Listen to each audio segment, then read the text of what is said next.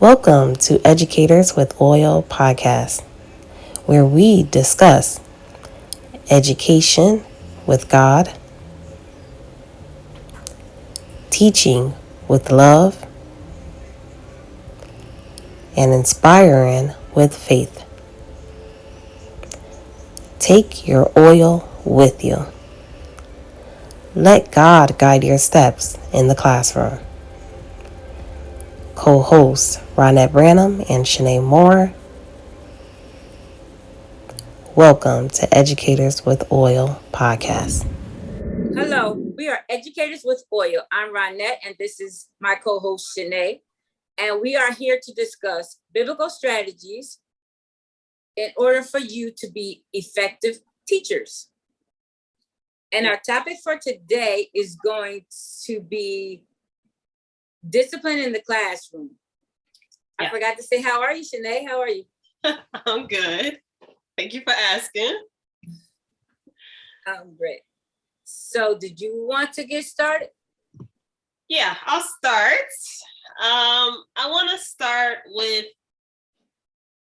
the fact that this will be discipline. I'll be speaking about discipline for the teacher as well as discipline for the students. Because I'm a firm believer that whatever you want your students to do in the classroom, that you should model it for them. You should be showing it at all times. We can't say, oh, I need you to be patient, and then telling our students to be patient, and then we're not being patient.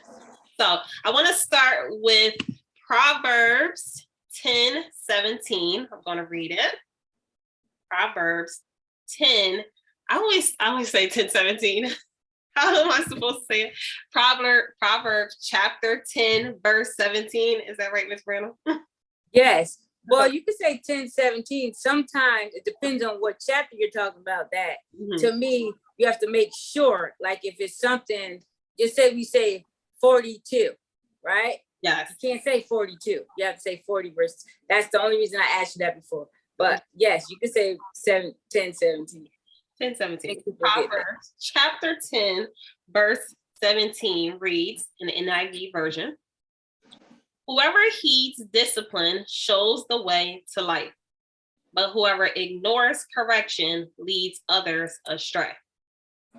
So that discipline, that scripture goes along with, first I want to pull apart the part where it says heeds discipline. Heeds just means follows. Who has discipline, who follows discipline and being disciplined in their life, or we're talking about educators. So being disciplined educators, you need to be that way so that you can model for your students how to be disciplined. Instead of just telling them, do this, do that, don't do this, and don't do that, you should be modeling at all times. So I want to start off there with teachers should be modeling how to be disciplined at all times. How to model how for students to have self-discipline. You agree? Yes, and I heard you say who do not heed, they lead people astray. Yes. Yes, and that's so true. Like, how can I teach you how to be disciplined? And I'm every day, just say, for example, I need to take attendance by 9:00. And then here it is 9:10. And then here you can see I'm trying to get attendance. They might hear somebody calling down, Miss Branham, where's your attendance, or whatever the case may be. And the students understand if it's time for their homework, it might not come in because you're not even teaching them the right way. So that is a perfect scripture. Yes. It definitely leads astray when it comes to the classroom too. The reason why you want to model discipline and make sure all of your students are practicing how to be disciplined, because it will lead astray the other students. Where if they see one student, I like to say in my classroom, monkey see, monkey do, not calling the students monkeys, but when one student is not disciplined and gets up out of their seat, doesn't raise their hand, does whatever they want, the rest of the students follow astray too. They think that that is okay. So in the classroom, you're modeling discipline, starting there, and then ensuring and making sure that the students are being disciplined. And you want to explain why. In my classroom, I constantly explain to the students why. Why do you need to raise your hand? Why do you need to not walk up to me in the classroom whenever you want to? I always explain to them the why. If you do this, then other students are going to think that it's okay to walk up to me. And then I'm going to have 10, 15 students at my desk asking me questions. It's going to be very difficult for me to answer everybody's question and hear everybody. So when you raise your hand and you follow the rules and you do different things like that, then it helps to keep structure in the classroom, and I can make sure everybody is being heard. So I state it that way to the students so they understand that it's so that I can make you feel special. When you raise your hand and you're not calling out, I get to actually hear you. And the other students in the classroom, we get to hear what you're saying. But if 15, 20 students are shouting at the same time, we don't get to hear you if your words are not as powerful. Right. And then maybe a few students will have the same question. So just say it's a question or whatever you're trying to teach the students, they might have the same issue.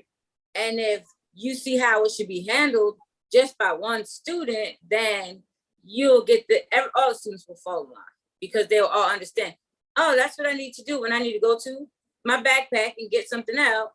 All I need to do is whatever signal you have and they can follow along, then it won't be, the classroom won't be in disarray. Yeah. It won't be all over the place. Yes. Yeah. And so that's why in the beginning of the school year, this all falls under classroom management. And we do that in the beginning of the school year, setting the rules in the classroom, just so our classroom can be managed properly. But we start that in the beginning of the school year with the class rules. And when you're teaching them, when you're implementing class rules, that's constantly teaching them about being disciplined all school year and reminding them of the class rules. And I like to get the students involved when we're creating the class rules so that they get the buy-in into what we're supposed to be doing in the classroom every single day. But just using those class rules as the beginning steps of how students could be disciplined, because you're going to have other things that are not on the list. Like some students have a hard time sitting still. You don't want to put that in your classroom rules. Everybody has to sit still. Right. Face this way. Like, that's not a class rule, but that might be something that you have to teach the students of how to have self-control and how to have discipline. And let's sit like this in our seat. You might not be able to sit all the time, but still practicing and giving them practice with those different disciplines so that they can be productive adults one day. They could probably find a job where they can move around. I'm pretty sure they can find a job where they can move around if they have a lot of energy, but just constantly being intentional with our learning so that they can be productive adults. Right. And also I heard you say you teach that at the beginning of the year. So what I was looking up and I was learning and I've learned over the years that the rules are preventive measure to avoid all kind of distractions or students not understanding. So if you present rules and the students help you with the rules and you present what you expect, your expectations to the students, that's preventive, because you don't want to wait till something happens and then all of a sudden here you go, you're being you're disciplining a student. You're trying to correct them and they didn't know the correct procedure. You're like correcting the student. Oh, we don't just get up out of our class, out of our seat and go out of the classroom. You need to make it known that what your expectations are for your students. And then your students, they will understand, okay, why do I have to be quiet when my teacher's talking? Maybe because I want to hear and I want to be able to understand what she's talking about. Other students want to be able to hear. We can't talk while the teacher's talking, while the teacher's giving instructions, but in the beginning, you make that known. Have preventive rules, preventive discipline strategies. And I think that I got that too from what you said, but I don't know any teacher who doesn't need to understand that we have to have preventive strategies at the beginning. Yeah. You just can't all of a sudden trying to correct a student who's, they may never have been in school or in our kind of classroom setting. Yes, so I agree with that. And you need to bring up everything too when we're talking about preventive measures, because one of my pet peeves, I hate when educators assume that students know how to do something. Oh, they must know how to tie their shoe. Oh, they know how to sit still. Oh, they know how to I hate that. You have to constantly assume that all students do not know. They don't know how to sit properly. They don't know. For some of our students, they were at home learning remotely. So they're going from kindergarten to second grade. Kindergarten, where it's a little bit more free. We have more centers and things like that. And then no school. Well, yes. entire year, and then they come into the classroom. So we can't assume anything. So going over those expectations and constantly modeling for them and teaching them about how to be disciplined, not assuming that, oh, they should already know. Right. You brought up a great example. I have an example for what you just said. I had a student, my students were kindergarten the last time they were in a classroom. And then 2020 happened in the middle of their kindergarten last year. And so they didn't go to school first grade at all if they went in May. And then they came to second grade. But in kindergarten, they didn't have desks. They only had tables. Yeah. So I'm telling the students to take your books, put them in your desk. Yeah. Students didn't put their books in their desk. Yeah. Some did, some didn't. Put your books in your desk. One student said, Miss Branham, I don't have a desk. I don't know what a desk is. Yeah. Oh, I had to go back. These are your desks. This is my desk. It's different, but your desk is where you're going to put your things. It just was, you just assume. Yeah. You just assume. We can't assume. Some kids come from another place where they don't even have inside classrooms. We don't know. So yes, you're right. We have to act like today's their first day of school. We wish it wasn't. We wish we didn't have to. We wish they knew everything. Coming already in our grade level where they should if they went to a school in our city or district, but some don't. Yeah. Especially this last year. Yeah. And so I have I have a scripture, two scriptures that I want to throw in there, and then it'll take us to other points that we have. Okay. Is that okay? Yeah, that sounds good. I have Hebrews 12:11. I think let's start with Proverbs 22, verse 6. Train up a child in the way he should go, and when he is old, he will not depart from it. And you just said something about training the students to be disciplined adults. Mm-hmm. If you just say they went from kindergarten, first grade, second grade, all the way up to high school and through high school with teachers who had a good handle on how to discipline students, how to manage classroom, then imagine what kind of citizens we will have. Yeah, we will have outliers every now and then, but if you train them up, they'll remember. That'll be in their head. Well, there's certain rules in school that we need to follow. When I get into the adult world, there's going to be rules. It may not be the same, but I'll understand how rules work, how discipline works. Yes. So, yeah. Go ahead. Yeah, that's true.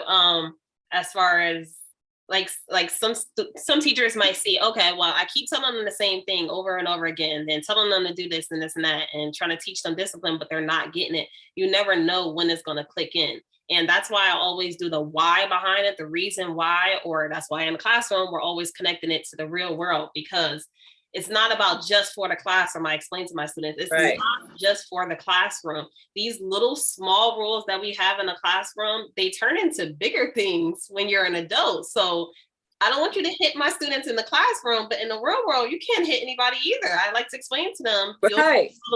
A little time out in the classroom, but in the real world, that's assault. You can't hit somebody. You can't just put your hands on anybody. So I constantly make those connections with the students so that they see like, it's not just me trying to tell you what to do. So I agree. Make the connection always so that we can be productive adults. Right. Because like you said, you can hit people, and then just say you have guidelines for how we walk in the hallway. Are we running? No, we could knock somebody over. There's smaller students in the classroom. There could be somebody who's not looking, or you're not looking. Yeah. And I tell my students always, don't start moving your feet until you turn around facing the way you're going. Yeah. How many times do I have to say that? But somebody's going to bump into somebody, turn into somebody, just because they're turning around. They're already walking, they turn around, there's somebody there. Same thing, adult world. You're speeding.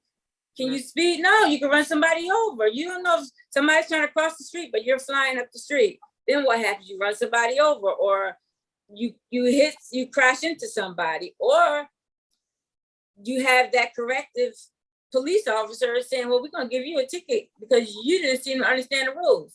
Same thing. So we think it's little, but it's teaching self-discipline that starts with us. We say we're educators, and we're not just trying to teach you math.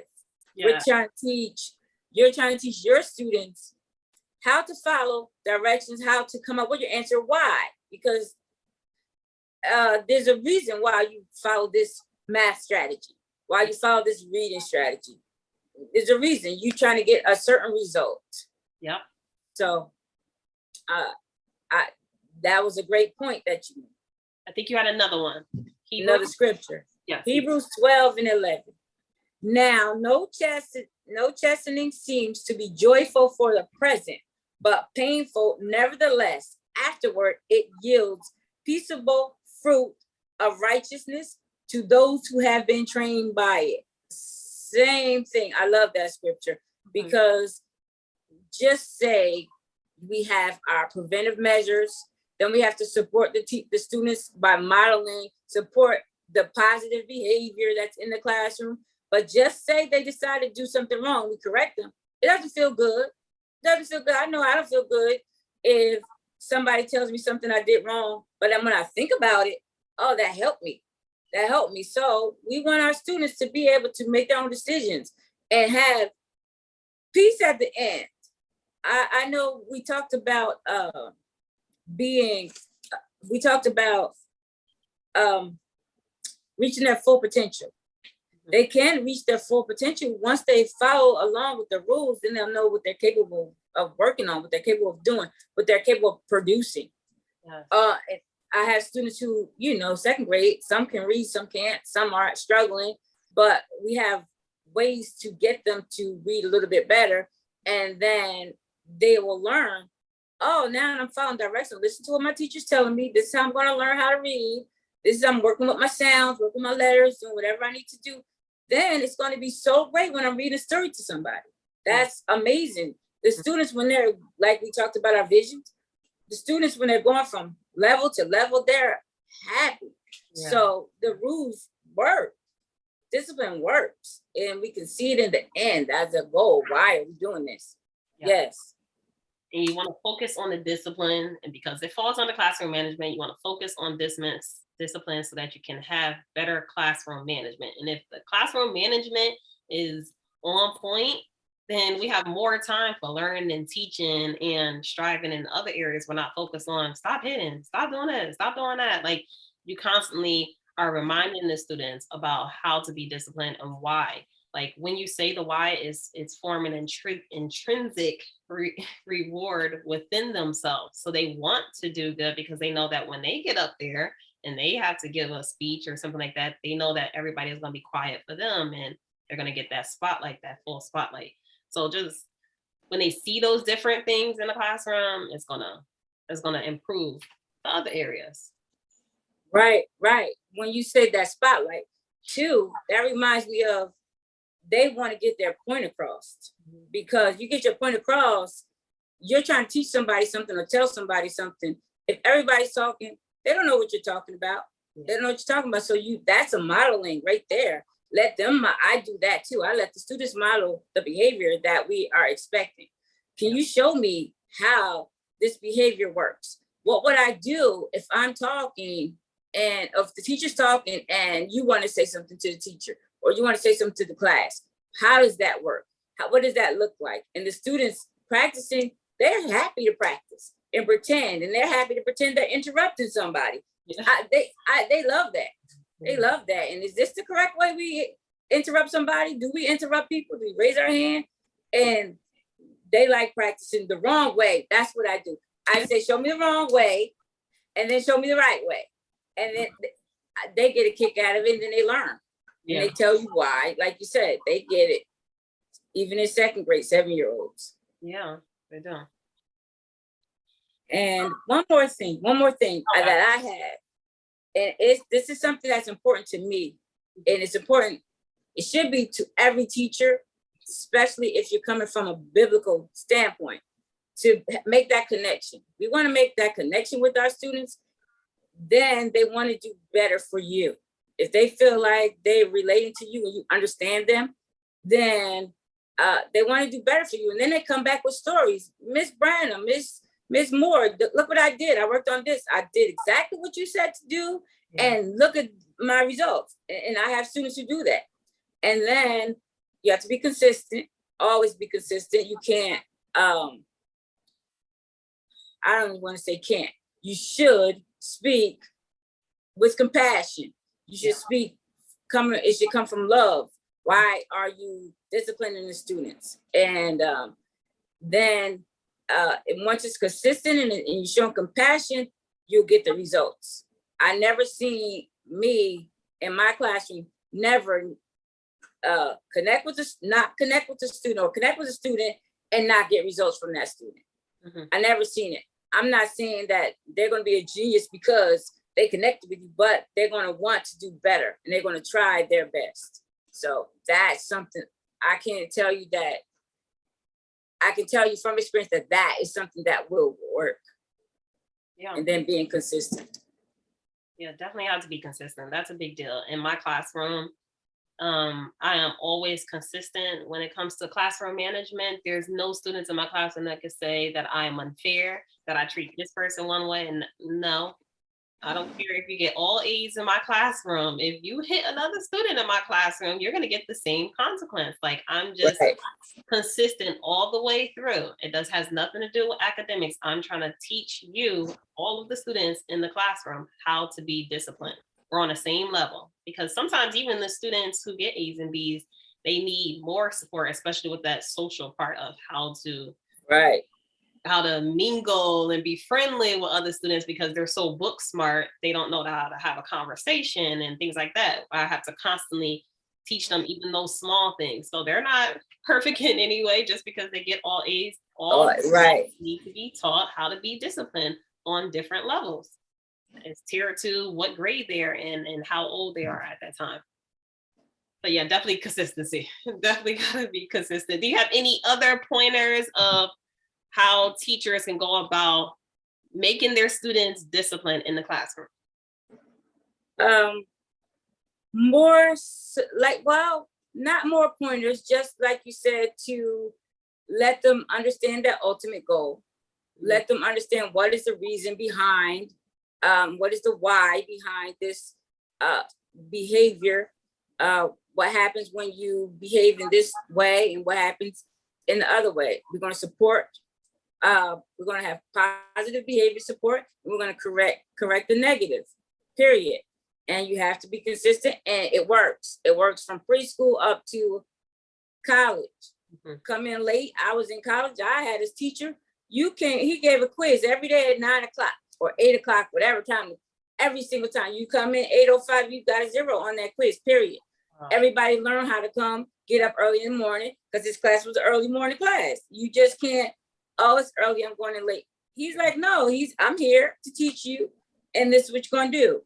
Quiz probably wasn't a big deal, but it was a big deal if you keep getting 0s. Yeah. So you, no matter what in your life, you learn.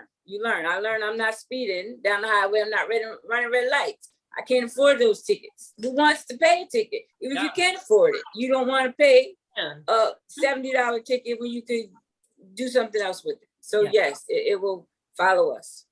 I agree. I just want to add a few more. First, we already said great modeling. As a teacher, model whatever you want your students to do. And like Ms. Branham said, how you can get the students involved with the modeling as well. What's the right way to do it, or what's the incorrect way to do it? Setting rules in the beginning of school year, which I think all teachers already do, but making sure it's rules that students can actually follow. That is not based on your feelings, your opinions, things like that, like your emotions in any type of way. Make sure it's based on things that are realistic for students. Like if you're telling like a rule that all students need to sit still, that's not really realistic for a child. They're still children. And like, it should be rules that are realistic and connected to intentional learning of how this is going to help them to be a productive adult. Being consistent, being fair, being stern and firm with the rules and what you want to see in the classroom. So it's not like if you see somebody hitting one student and you're like, oh, okay, well, you hit them back. No. We're not doing any of that. Staying firm to why you should not hit, and why if they hit you, you should be finding a different way to solve that problem, whether it's going to the teacher or expressing yourself, telling them that it's not okay to hit you, things like that. Not telling them like, oh, they hit you, you should hit them back. We're not doing that. That's what parents say. I have talked to plenty of parents. I said, well, that's not how it works in school. No. Everybody's in trouble. Exactly. Exactly. And also I want to just add in there about the last point of making sure we are always focused on the actions of the students and what they're doing, not necessarily how we feel about it, not disciplining them, not punishing them, always giving them consequences and discipline so that they can learn from it and grow from it, not based on, well, this makes me upset, or this frustrates me, or this is a trigger for me. No, it has to be based on what you want them to learn, because so many times I have to take a step back in the classroom and I'm like,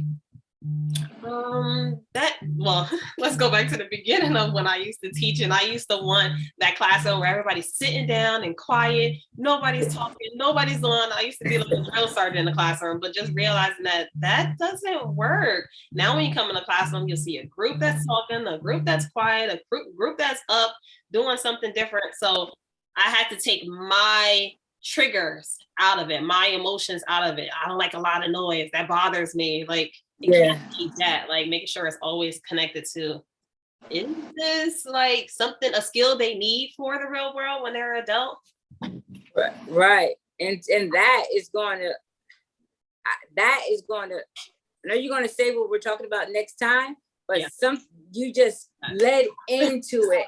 Students learn different ways. And you may need to sit still for this little section of the class. When I'm giving instruction, you need to listen, or you're not going to know what to do. But if you're breaking off into groups, you can't sit still. How am I going to communicate? How am I going to get what I need, my supplies, whatever? So yes, that is perfect. That's a perfect segue to our next topic. To our next episode. And do you have anything else to say, Ms. Burnham? If so, we'll end it right there. Right there. So we've reached the end of another episode of Educators with Oil.